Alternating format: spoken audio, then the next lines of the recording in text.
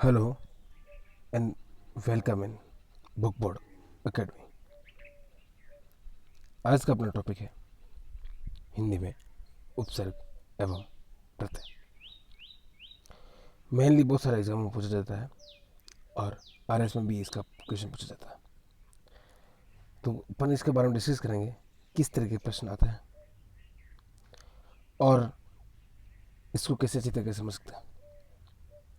उपसर्ग एवं प्रत्यय को अपन तुलनात्मक अध्ययन के रूप में पढ़ेंगे। एक तरफ उपसर्ग, एक तरफ प्रत्यय, ताकि अपन को अच्छी तरीके से समझ में आ सके कि मेनली इसके बीच में डिफरेंस क्या है। क्लियर?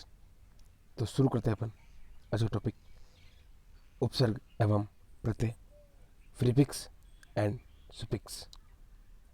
तो दोस्तों, तो उपसर्ग एवं प्रत्यय में सबसे पहले अपन, आप भी अगर लिखेंगे तो एक पेज के दो डिवाइडेशन करने के बाद ही अपन लिखेंगे भाई एक तरफ उपसर्ग एक तरफ प्रत्यय, ताकि अपन के बीच में जो अंतर है उसको अच्छी तरीके से समझ सकें।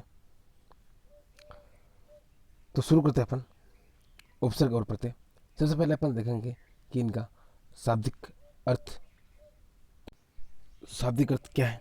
तो देखते हैं अपन, उपसर्ग का मतलब होता है उपधन सर्ग, यानी कि उपसर्ग की संधि जब करेंगे तो उपधन सर्ग, यानी कि उप का मतलब होता है से ठीक छोटा या फिर किसी पद के समीप। जैसे एग्जाम्पल के रूप में अपन देख सकते हैं, सरपंच होता था तो उसके साथ उप सरपंच, उपाध्यक्ष, उप मुख्यमंत्री, यानी कि ये मुख्यमंत्री के समीप है या फिर मुख्यमंत्री से जस्ट छोटा है, ठीक छोटा का अर्थ में ले जाता है। और प्रत्यय, प्रत्यय के लिए अपन काम में लेते हैं प्रतिधन अ, यानी कि पीछे आना, जो पीछे आता है उसको प्रत्यय बोला जाता है। अब इनकी परिभाषा क्या है, वो परिभाषा देखते हैं अपन। परिभाषा क्या है, परिभाषा देखते हैं तो वे शब्दांश, सबसे पहले क्या आएगा, वे शब्दांश, यानी कि शब्द नहीं पूरा, वे शब्दांश जो किसी शब्द के पूर्व में जुड़कर उसे प्रभावित करता है उपसर्ग कहलाता है। प्रत्यय की परिभाषा देखेंगे, वे शब्दांश जो किसी शब्द के बाद में जुड़कर उसे प्रभावित करते हैं तथा नया शब्द बनाते हैं, प्रत्यय कहलाते हैं। अब मेन इसमें बात यह है कि वे शब्दांश है कि शब्द नहीं है। कोई शब्द होगा तो उसका सेपरेट मीनिंग होता है, पृथक अर्थ होता है, लेकिन उपसर्ग और प्रत्यय का कोई पृथक अर्थ नहीं होता है। इसलिए ये बोला जाता है कि इनमें शब्द नहीं जुड़ करके शब्दांश जुड़ते हैं। देखते हैं उपसर्ग क्या होता है, ये भी शब्दांश होता है, और प्रत्यय ये भी शब्दांश होते हैं। इनका कोई स्वतंत्र अर्थ नहीं होता है, इनका भी कोई स्वतंत्र अर्थ नहीं होता है। अब जानते हैं इनका भाषा में स्वतंत्र उपयोग नहीं होता है, इनका भी भाषा में स्वतंत्र उपयोग नहीं होता है। यानी कि भाषा में स्वतंत्र उपयोग करने का मतलब है कि अगर आप कहीं पर भी उप लगा देंगे, जैसे कि बिना किसी शब्द के आगे या पीछे उप लगाएंगे, तो उसका कोई मीनिंग नहीं होगा। यहाँ पर आपको कंट्रोवर्सी ये हो सकती है कि भाई अपन देखते हैं कि उप सरपंच यानी कि सरपंच के ठीक पास, तो इसका मतलब तो निकल रहा है, लेकिन ये उस शब्द के साथ जुड़ेगा तभी वो अर्थ देगा, बाकी ये सेपरेटली अर्थ नहीं, कोई स्वतंत्र अर्थ नहीं होता है। ये किसी शब्द के उपसर्ग के बारे में देखेंगे, ये किसी शब्द के पूर्व में जुड़कर अपना अर्थ देते हैं। प्रत्यय ये किसी शब्द के अंत में जुड़कर अपना अर्थ देते हैं। अब बताएं, इनका प्रयोग विकारी शब्दों के साथ किया जाता है और इनका प्रयोग भी विकारी शब्दों के साथ किया जाता है। अब दोस्तों अपन देखें विकारी शब्द क्या होता है, यानी विकारी शब्द वे शब्द जो लिंग वचन काल के अनुसार बदल देते हैं विकारी शब्द कहलाते हैं, और वे शब्द जो लिंग वचन और काल के अनुसार नहीं बदलते हैं अविकारी कहलाते हैं। लिंग यानी कि स्त्रीलिंग पुल्लिंग, काल यानी कि भूतकाल वर्तमान काल और भविष्य काल, वचन एक वचन बहुवचन यानी सिंगुलर प्लूरल, टेंस के हिसाब से अगर बदलते हैं वो शब्द विकारी कहलाएंगे, और वे शब्द जो नहीं बदलते हैं वो अविकारी शब्द कहलाते हैं। तो दोनों का ही प्रयोग या दोनों का ही योग जो है वो विकारी शब्द के साथ ही होता है। अब आगे देखते हैं अपन, इनका मूल शब्द संज्ञा सर्वनाम विशेषण या क्रिया होता है। इनका मूल शब्द संज्ञा सर्वनाम विशेषण और क्रिया होता है। यानी कि मूल शब्द, यानी कि अगर अपन उपसर्ग को पृथक करेंगे और प्रत्यय को पृथक करते हैं, तो जो उनका जो मूल शब्द होता है वो मूल शब्द क्या होगा, संज्ञा सर्वनाम प्रत्यय, संज्ञा सर्वनाम विशेषण और क्रिया। इनका भी मूल शब्द संज्ञा, सर्वनाम, विशेषण और क्रिया ही होता है। ये चीज़ अपन ने सीखी, संज्ञा, सर्वनाम और विशेषण और क्रिया ही होता है। कि अब आपको दिमाग में ये आ रहा होगा अभी संज्ञा क्या है, सर्वनाम क्या है, विशेषण क्या है, इसके बारे में जानते हैं। सर्वप्रथम हम बात करते हैं संज्ञा की। तो संज्ञा क्या है? किसी का भी नाम हो, इस संसार में, इस जगत में किसी का भी नाम हो, वो संज्ञा कहलाती है। आपने छोटी क्लास में पढ़ा होगा, किसी व्यक्ति, वस्तु, स्थान के नाम को संज्ञा कहते हैं। यानी कि स्थान हो चाहे कोई भी हो, वो कुल मिला के अपने क्या होना चाहिए, वो उसका होना चाहिए। सर्वनाम, सर्वनाम की अगर बात करेंगे अपन, तो संज्ञा के स्थान पर प्रयुक्त होने वाले शब्द को सर्वनाम कहते हैं। जैसा कि राम वह जाता है, अगर अपन फिर वाक्य बनाएंगे और ये बोलेंगे कि वह वहाँ जाता है, तो इसमें वह किसके स्थान पर प्रयुक्त होता है? राम के स्थान पर। तो वह क्या है? सर्वनाम है, प्रोनाउन। इंग्लिश में इसको बोलते हैं प्रोनाउन, संज्ञा को बोलते हैं नाउन। ठीक है। और विशेषण, अब आते हैं अपन तीसरे शब्द विशेषण। विशेषण किसके कहेंगे? वे शब्द जो संज्ञा एवं सर्वनाम की विशेषता बताते हैं, विशेषण कहलाते हैं। यानी कि मानना कि जैसे कि अपन देख सकते हैं, कोई घोड़ा है, तो उसके बारे में कोई बताता है भाई काला घोड़ा है या सफ़ेद घोड़ा है, तो ये काला और सफ़ेद क्या है? उसकी विशेषता बता रहा है। कोई लड़का है या चाहे लड़की है, तो कोई बता भी ये होशियार है, इंटेलिजेंट है, तो इंटेलिजेंटी और ये होशियार क्या है? उसकी विशेषता बता रही है, वो कैसा है। क्लियर। अब आते अपन क्रिया के ऊपर। तो क्रिया क्या चीज़ है? क्रिया, क्रिया यानी इंग्लिश में इसको बोलते हैं वर्ब। क्रिया किसी भी शब्द से किसी कार्य का होना पाया जाए, यानी जिस शब्द से किसी कार्य का होना पाया जाए, उसको क्रिया कहते हैं। क्लियर यहाँ तक? अब अपन इसके आगे देखेंगे। उपसर्ग के योग से संधि पद बनाया जा सकता है। उपसर्ग के योग से संधि शब्द बनाया जा सकता है। यानी कि आपने देखा हो, संधि जब पढ़ी होगी तब उसमें बहुत सारे ऐसे शब्द आए होंगे। अधिधन, अध्यक्ष की संधि करेंगे तो अधिधन अक्ष, यानी अधि एक उपसर्ग भी है। तो उपसर्ग के योग से अपन संधि शब्द तो बना सकते हैं, संधि शब्द बना सकते हैं, लेकिन प्रत्यय के योग से संधि शब्द नहीं बना सकते हैं। संधि शब्द नहीं बनता है। यानी कि आप कभी भी देख लेना, अगर आपको कोई उपसर्ग पूछे तो आप संधि विच्छेद भी कर सकते हैं। उपसर्ग किसी अधिक शब्द से अगर कोई उपसर्ग पूछ ले तो आप संधि के उपसर्ग भी, संधि के उदाहरण भी लिख सकते हैं, लेकिन प्रत्यय में ऐसा नहीं होता है। क्लियर। नेक्स्ट, उपसर्ग के योग से सामासिक पद बनाए जा सकते हैं। उपसर्ग के योग से सामासिक पद बनाए जा सकते हैं, और प्रत्यय के योग से भी सामासिक पद बनाए जा सकते हैं। यानी कि समास आपके आरएस के सिलेबस में नहीं है, लेकिन अपन बात करेंगे भाई समास क्या होता है। कि समास यानी कि दो शब्दों को पास में अगर रख दिया जाए, समधन आश, यानी कि आस यानी बिठाना होता है पास में, सम यानी कि समास शब्दों को पास में बिठाना होता है। अगर कोई दो शब्दों को पास में बिठा दिया जाए तो समास कहलाता है।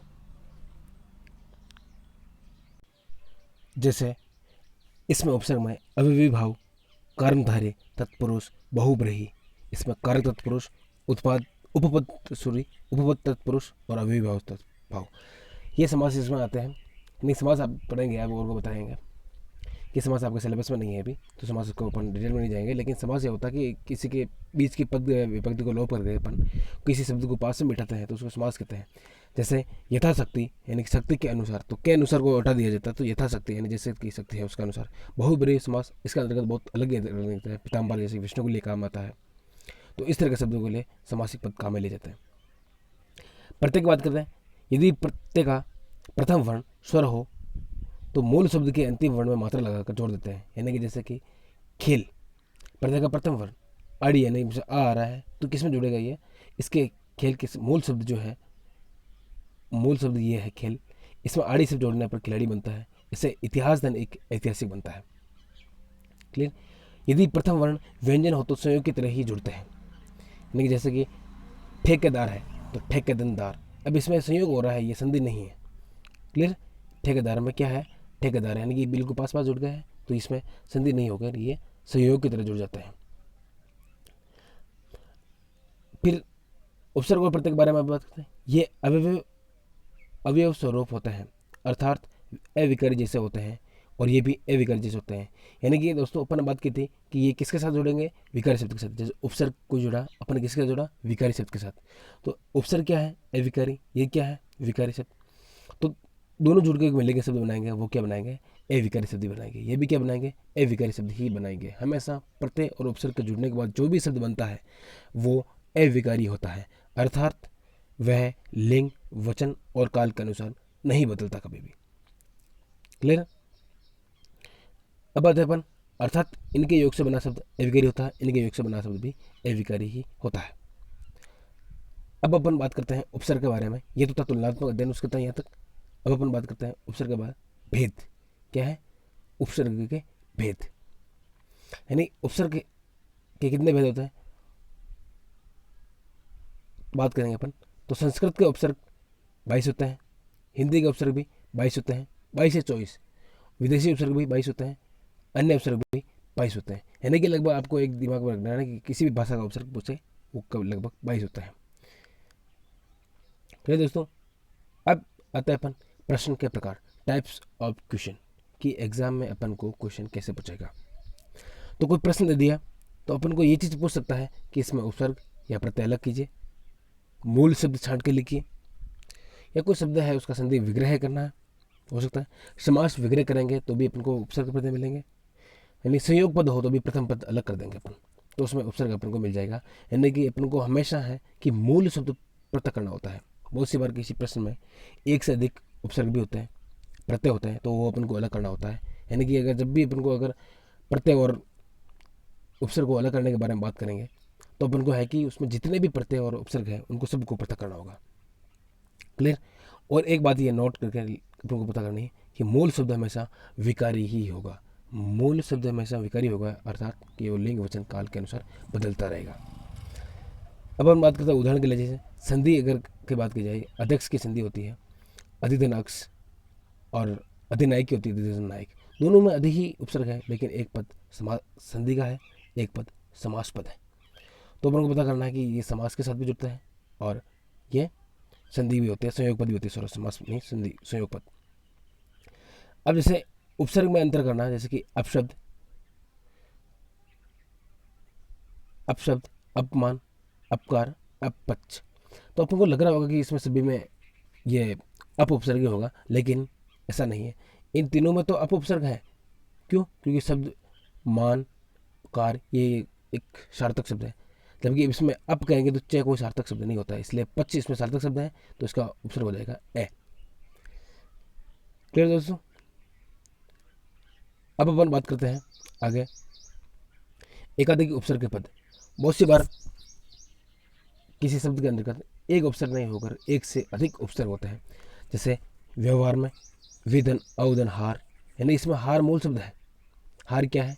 मूल शब्द हार है। बहुत सी बार अगर आपको कोई बोल देता है कि व्यवहार का उपसर्ग निकाले और निकाल ले, तो आप क्या कहते हैं कि विधन अवहार, इसमें अवहार शब्द ले दिया, यानी कि वो अपनी अंडरस्टैंडिंग सही नहीं है।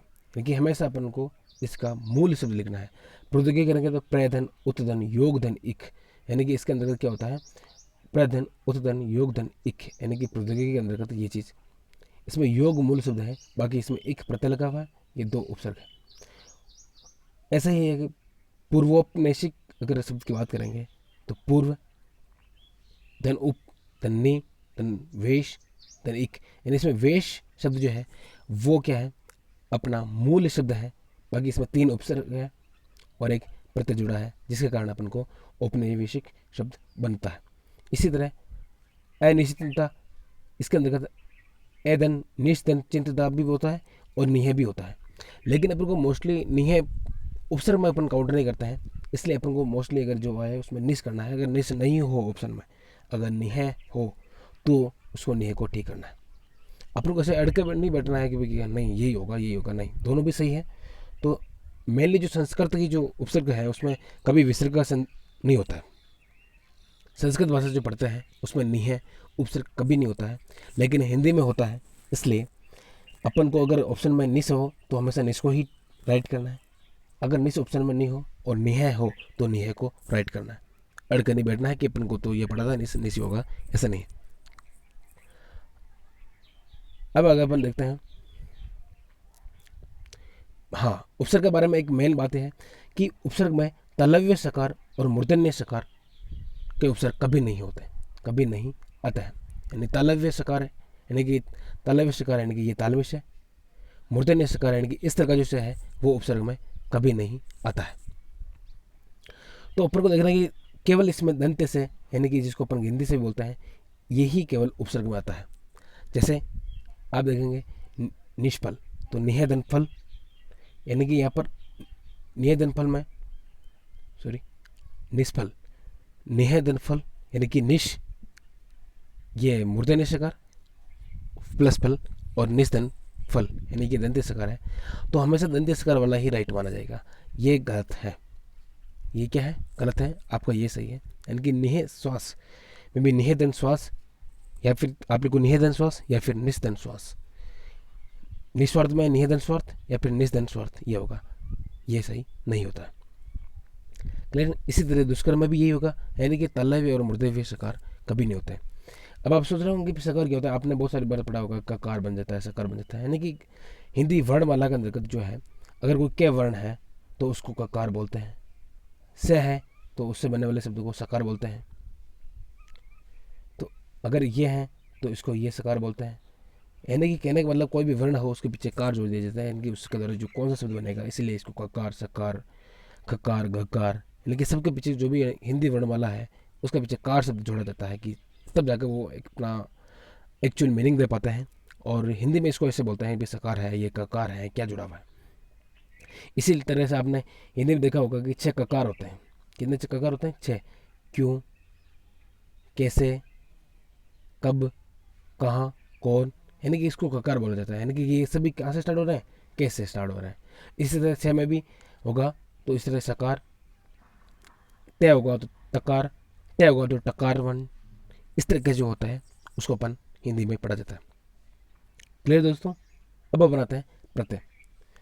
प्रत्यय के 2 प्रकार होते हैं, एक तद्धित प्रत्यय, एक कृत प्रत्यय। तद्धित और कित प्रत्यय। अब तद्धित प्रत्यय और किसे कहते हैं? संज्ञा, सर्वनाम और विशेषण पदों के साथ जुड़ने वाले प्रत्यय को तद्धित प्रत्यय कहा जाएगा। अब इनसे बना शब्द तद्धितांत कहलाता है।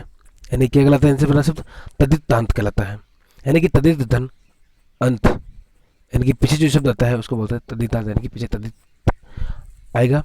जैसे कि अपना धन ना, अपनाना, छात्र धन आ, छात्रा, लोहा धन आर, लोहार, सोना धन आर, सोनार, चिकना धन आर, चिकनाट। यानी कि ये सभी शब्द हैं, इनमें क्या है, ये कोई संज्ञा है, सर्वनाम है, तो इनसे जुड़े हुए शब्द, संज्ञा, सर्वनाम और विशेषण से जुड़े हुए शब्द का अगर कोई प्रत्यय लगता है तो उसको अपन तद्धित प्रत्यय कहते हैं। और अब आता है कित प्रत्यय की बात, यानी कि धातु अथवा क्रियापद। धातु कहते हैं कि मूल शब्द, धातु जो होती है, धातु अथवा क्रियापद के साथ जुड़ने वाले प्रत्यय कित प्रत्यय कहलाते हैं। यानी कि जैसे कि सजाना, भूलना, भूलना क्या है? क्रिया, यानी कि धातु है। पढ़ना, लिखना, बोलना, ये सभी क्या कहलाती है? धातु है, यानी कि इनको संस्कृत भाषा में धातु कहते हैं। और अपन इनको क्रिया कहते हैं, इंग्लिश में अपन इसको वर्ब भी बोलते हैं। यानी कि पढ़ना, लिखना, सजना, इनके पीछे अगर कोई शब्द जुड़ता है तो उसको अपन कृत प्रत्यय कहते हैं। क्लियर। तो दोस्तों आज का अपन का ये डिस्कशन यहाँ तक ही है। नेक्स्ट डिस्कशन अपन अगले वीडियो में करेंगे। यानी कि आज अपन ने पढ़ा था उपसर्ग के कौन कौन से भेद हैं, उपसर्ग प्रत्यय में क्या क्या अंतर है, शाब्दिक शब्द क्या है, शाब्दिक अर्थ क्या है, परिभाषा, कैसे शब्द होता है, शब्दांश होता है, स्वतंत्र भाषा में प्रयुक्त नहीं होता है, किसी शब्द के पूर्व में जुड़कर ये अपना अर्थ देते हैं और ये किसी शब्द के पीछे जुड़कर अपना अर्थ देता है। ये विकारी शब्दों के साथ जुड़ते हैं, ये भी विकारी शब्दों के साथ जुड़ते हैं। ये मूल शब्द संज्ञा, सर्वनाम, विशेषण क्रिया होता है, इसमें भी मूल शब्द संज्ञा, सर्वनाम, विशेषण होता है। और भेद कैसे हैं, कैसे प्रश्न पूछे जाएंगे, क्या है, कौन सा सकार नहीं होता है और प्रत्यय के कौन से भेद होते हैं, यहाँ तक अपन ने पढ़ा है।